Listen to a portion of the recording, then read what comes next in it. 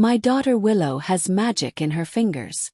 At 7 years old, she can make a piano weep, laugh, and sing stories that grown men can't put into words.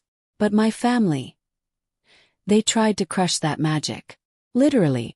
And when they succeeded, they made the biggest mistake of their lives.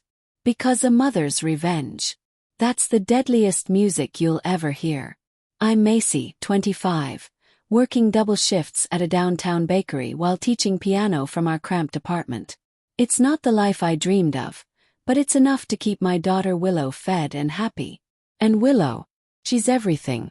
Those delicate fingers of hers dance across piano keys like they're speaking a secret language. She doesn't read music yet, but when she plays by ear, the whole world stops listening. Your fingers are magic, baby, I always tell her.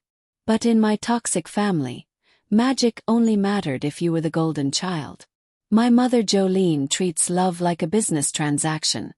And my sister Vanessa? She's the princess who never learned that not everything revolves around her crown.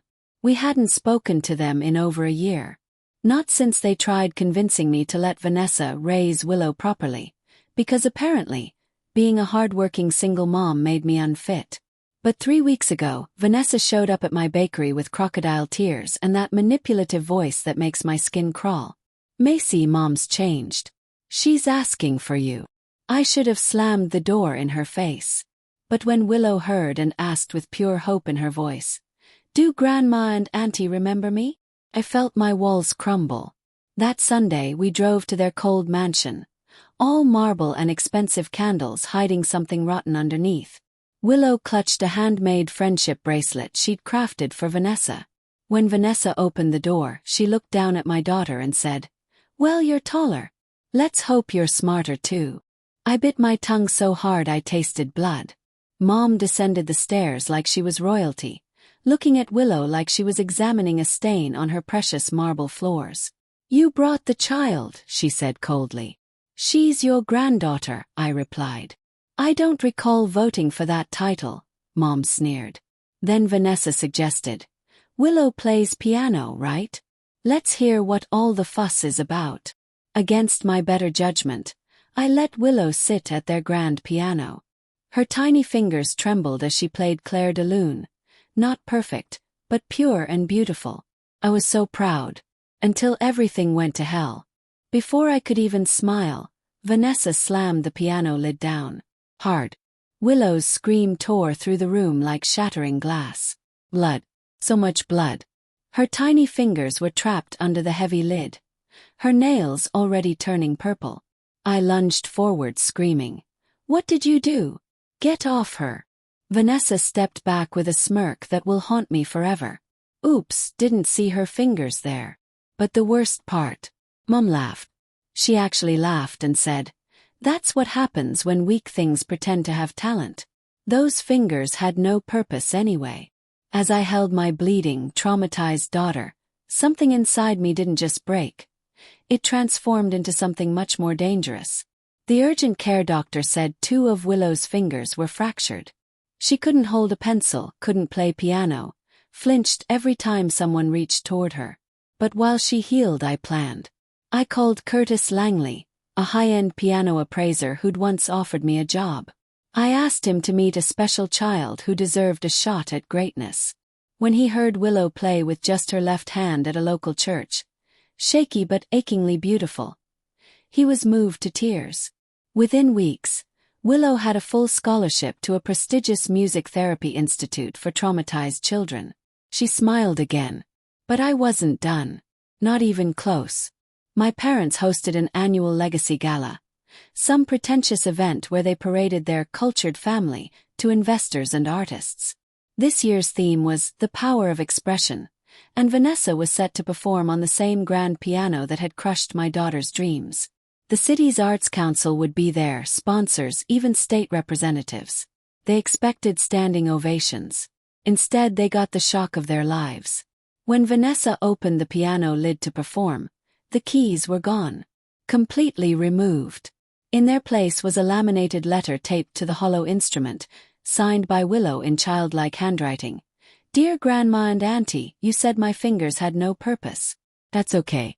Now your piano doesn't either." The room fell dead silent. Mom's face turned purple with rage. Vanessa screamed about vandalism.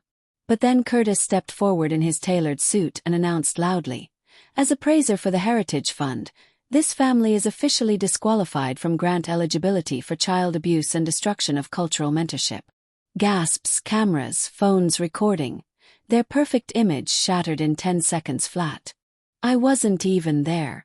I was home with Willow, helping her practice on a new keyboard with light-up keys and sound therapy modules. When she asked, "Did you do something, Mommy?" I kissed her forehead and said, "No, baby, your fingers did." By morning, their humiliation was viral. "Local art family shamed for child abuse," read the headlines. Mom's fundraising partners pulled out. Vanessa lost her spot in an upcoming arts initiative. Even the college where she occasionally lectured released a statement about reassessing affiliations. They had no idea who orchestrated their downfall. I was invisible in their takedown. Exactly how I wanted it. 3 days later, Dad showed up at my door. No arrogance, just defeat written across his face. "You really hate us that much?" he asked quietly. I stared at him with cold detachment. "Hate? You embarrassed us. Made your mother cry," he said. "She made my daughter bleed and you watched," I replied. "You told me to leave, said I was 25 and not a baby. So I grew up. Grown-ups solve problems." When he asked about the letter, I smiled. "The daughter you said had no purpose." "Yeah, that's her purpose now, justice." He left without another word. Weeks later, a journalist called about the gala scandal. She'd received anonymous letters from former piano students of my mother. Stories of slaps, verbal abuse, systematic shame. I didn't give an interview. Instead, I emailed her a photo from when I was 15. My own swollen knuckles from where Mom had slammed them into keys for missing tempo. Beneath it, I wrote one line. "She didn't start with my daughter." The story went viral. Mom was scrubbed from the Arts Council board. Vanessa lost her European showcase invitation. Their family studio shut down indefinitely. They tried calling, texting, even showed up at my apartment. I never answered. But I did mail them something. A shoebox containing Willow's glitter-covered piano slippers from that horrible night, clean but stuffed with 2 items. A photo of Willow holding her new music certificate with a caption, "She made it," and a single plastic piano key, the one Vanessa never got to press at the gala. I never heard from them again. Today, Willow composes her own songs.